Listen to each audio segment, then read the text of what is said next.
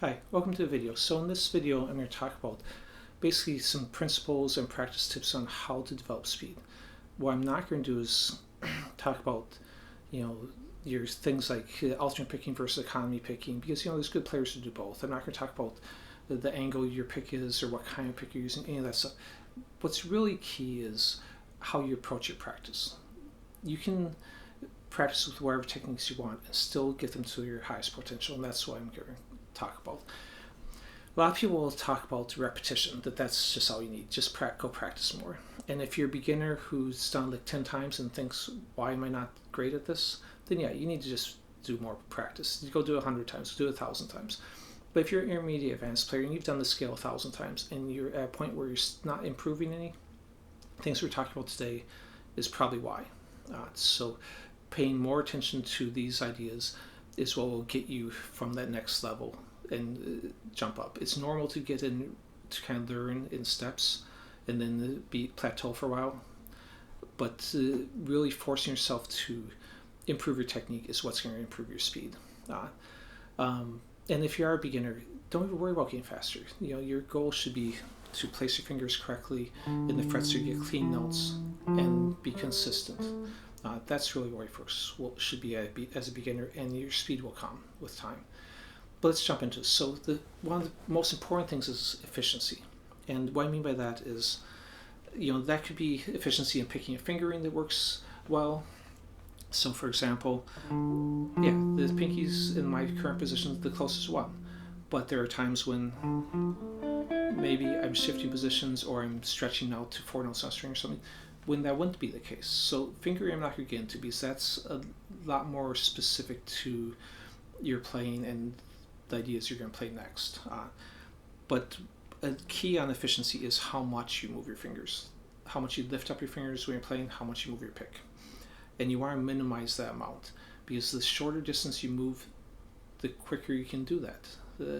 Same thing. So for example, if I move my finger 2 inches off the neck and someone else is moving an inch, well, I'm probably going to be able to go faster at an inch than they can go at 2 inches, because it doesn't seem like much. But if you extrapolate that out to a bigger distance, if I say let's run a race, I'm going to run 50 yards and you have to run 100, how fast I am doesn't really matter that much. I'm still probably going to beat you because I'm moving half the distance.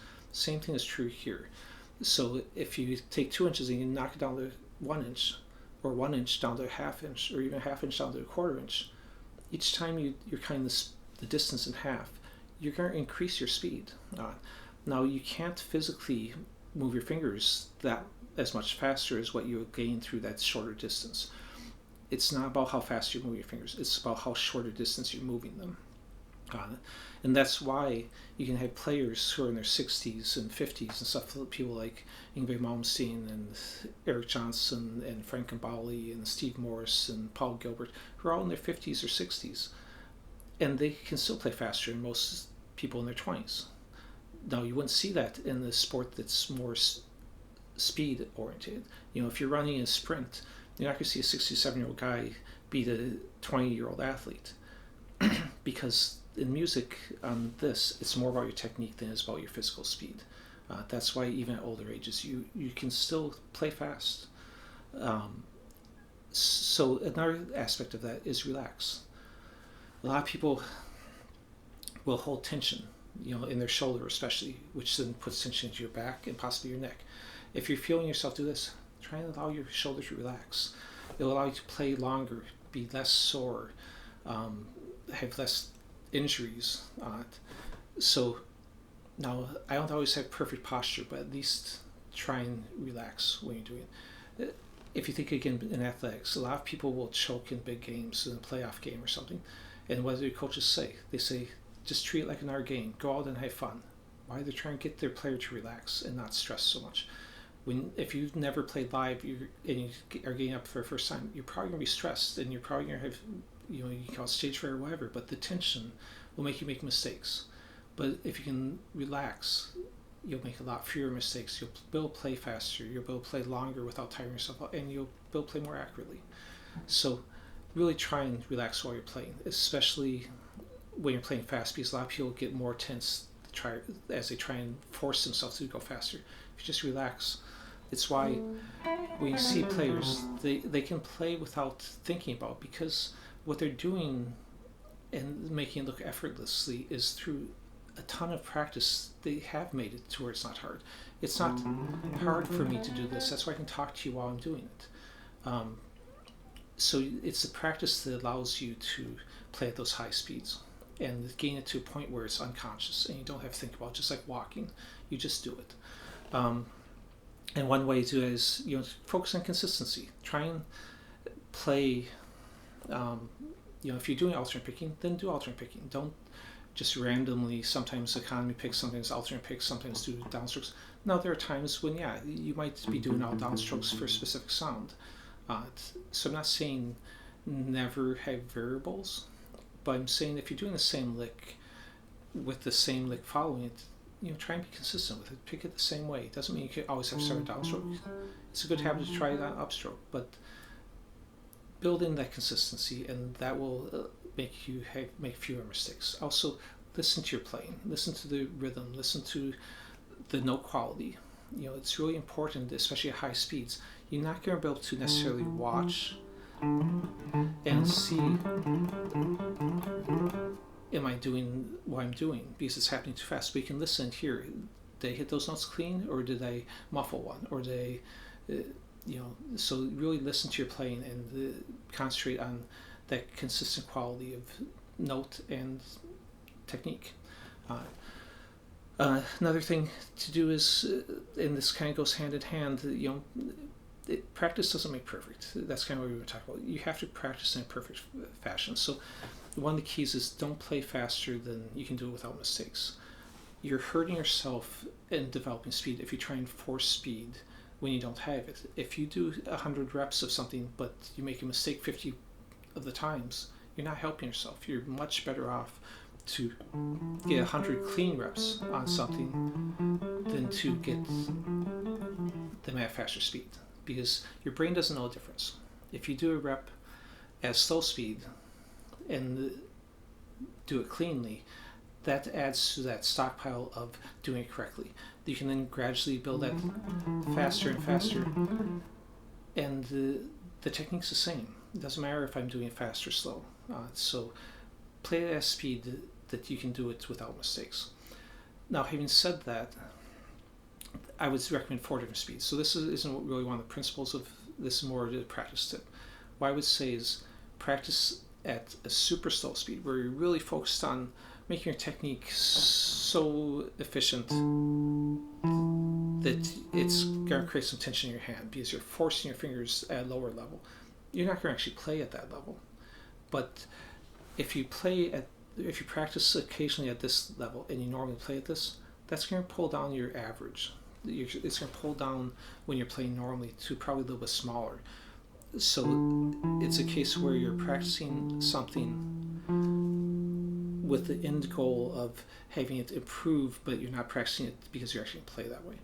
Now, the other speed would be just a slow speed. This is something that's a little bit difficult. You're not really working, so you're just, whatever it is, you maybe just need to do some reps to get, again, some clean reps until you get the technique up. Then you have your normal playing.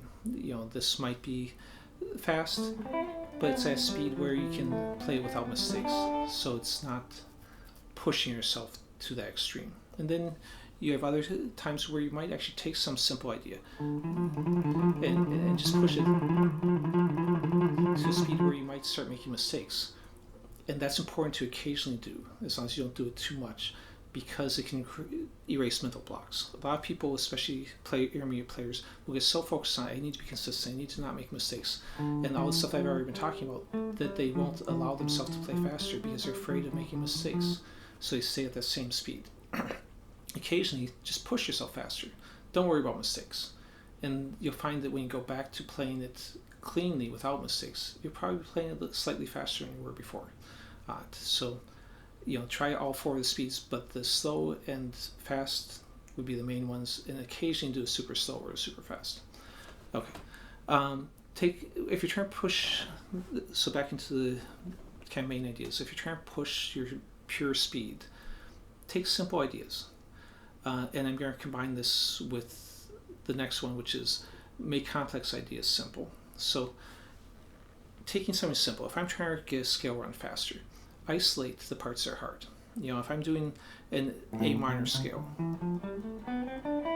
probably the shift is going to be one of the hard parts. So that's why I'd isolate and do a bunch of reps on that.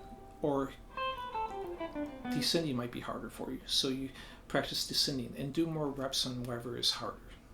Isolate those parts, do the harder part. But when you're trying to really push your speed faster, take something simple, like just a single string going ascending or descending, and just try and get that faster. Then take a string change and try and work that faster. Then maybe a direction change, and work that faster. Things are putting all together, and you'll be able to, if you do each of the individual elements faster, when you put them together, you'll be able to do the whole thing faster. But if you just try and do the whole thing, you maybe need more work on that direction change. You maybe need more work on that string change, or just even synchronizing your fingers at a faster speed on a single string. So really simplify your ideas and then build up speed with those simple ideas, even if it means taking and isolating the picking and just going, okay, I'm going to go down, up, down, down, or up, down, or whatever you're doing, and just work that until I still do that. If there's a difficult lick that's really giving me trouble, I'll isolate the picking separately and then do the fingering and do it at slow speed and then put it all back together.